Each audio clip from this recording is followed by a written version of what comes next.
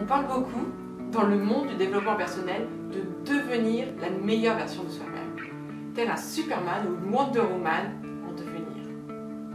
Pour ma part, j'ai toujours eu du mal avec cette expression, même si je dois bien avouer que je l'utilise quelquefois. Je t'en dis plus juste après ça.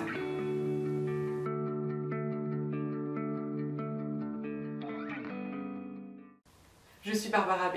J'aide les personnes qui ne veulent plus passer à côté de leur vie à laisser briller la personne extraordinaire qu'elles sont, à vivre pleinement et sans regret.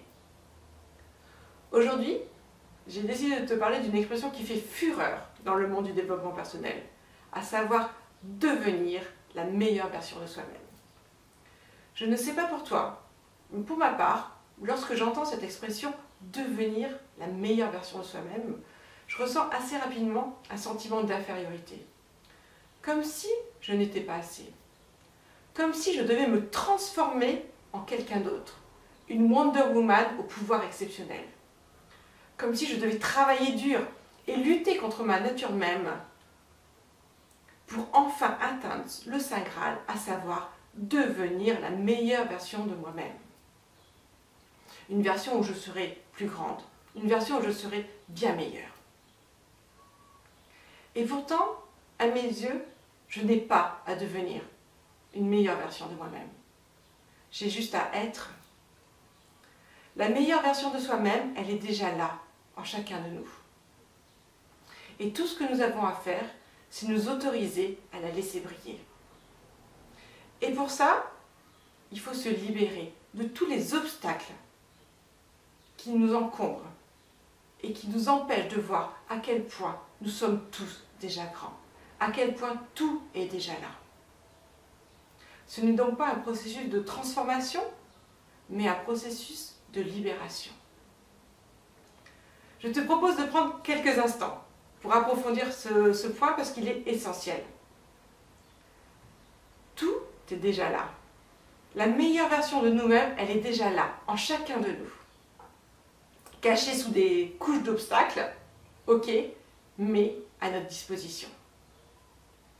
Et ces obstacles, ce sont essentiellement nos peurs, issues de nos pensées, elles-mêmes conditionnées par nos croyances. Alors pour laisser briller la meilleure version de nous-mêmes, ce qu'il faut faire, c'est apprendre à se libérer de tous ces obstacles. Apprendre à enlever petit à petit toutes ces peaux qui nous encombrent, toutes ces peaux qui nous empêchent d'être nous-mêmes. Je vois ça un petit peu comme le polissage d'un diamant. Lorsque on extrait un diamant d'une mine, on a déjà un vrai diamant. Mais c'est l'étape de polissage qui permet de révéler sa véritable beauté à la pierre. Et bien il en est de même pour nous. L'être humain par nature est un être exceptionnel. Mais sa nature est cachée sous des couches et des couches et des couches de croyances qui occasionnent des peurs et des obstacles et qui l'empêchent donc de laisser briller sa véritable nature. Alors maintenant, tu me dirais, mais comment fait-on pour se libérer de tous ces obstacles, de toutes ces peurs, de toutes ces croyances? La première étape est de devenir inconfortable.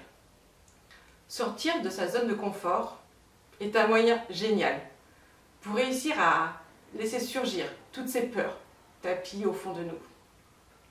Parfois, la vie nous met d'elle-même dans de l'inconfort. Une maladie, une rupture, des relations conflictuelles à répétition, un accident, un licenciement. Toutes ces étapes de vie sont nécessaires et nous aident à nous libérer petit à petit de toutes ces couches qui nous encombrent, afin de laisser briller la meilleure version de nous-mêmes. Dans d'autres cas, c'est à nous de faire le chemin vers notre libération. Quelque chose que j'ai trouvé qui m'aide énormément dans cette étape, c'est de me mettre des objectifs stimulants. Par là, j'entends des objectifs qui vont un petit peu plus loin que ceux que je crois pouvoir atteindre, que ceux que je crois pouvoir réussir à faire. Et donc, dans cette situation de challenge, eh ben, les peurs, les doutes remontent automatiquement. On arrive ensuite à la deuxième étape, qui est à mes yeux l'étape primordiale pour réussir notre processus de libération. Et cette étape, c'est les écouter, écouter ces peurs. Qu'est-ce qu'elles ont à nous dire? Réussir à mettre en conscience les pensées qui sont à l'origine de ces peurs et petit à petit remonter jusqu'à nos croyances qui ont conditionné nos pensées. Mettre en lumière toutes ces zones d'ombre permet de les éclairer pour pouvoir les laisser disparaître petit à petit. Car comme on le dit si bien, tout ce à quoi on fait face s'efface. Et c'est là toute la beauté de la conscience de soi. Ça permet de connaître notre paysage intérieur. Cette étape-là, je la pratique essentiellement par écrit. Régulièrement, je mets en conscience mes pensées. Je les couche par écrit. J'essaye de voir ce qui vient, ces pensées qui sont à l'origine de mes peurs, ces pensées qui sont à l'origine de mes doutes. J'essaye de comprendre quelles sont les croyances qui sont derrière. Et en les mettant en lumière, et ben, tout doucement, elles partent. Et elles me laissent la place pour laisser briller la meilleure version de moi-même. Et c'est ce que je t'invite à faire, toi aussi. Prends un carnet, prends un stylo et note toutes les pensées qui te viennent lorsque tu es dans des phases de doute, lorsque tu es dans des phases de peur. Essaye de comprendre quelles sont les croyances cachées derrière toutes ces pensées. Et tu verras ainsi que petit à petit, tous ces obstacles vont se fissurer pour laisser briller la meilleure version de toi-même. Voilà, j'espère que tu as trouvé de la valeur dans cette vidéo. J'ai hâte de lire dans tes commentaires qu'est-ce que tu penses, est-ce que tu partages ma vision de la meilleure version de soi-même. Si tu penses que cette vidéo peut aider quelqu'un de son entourage, n'hésite pas à lui partager, puisque c'est tous ensemble que l'on va réussir à créer un monde meilleur. Je suis Barbara B.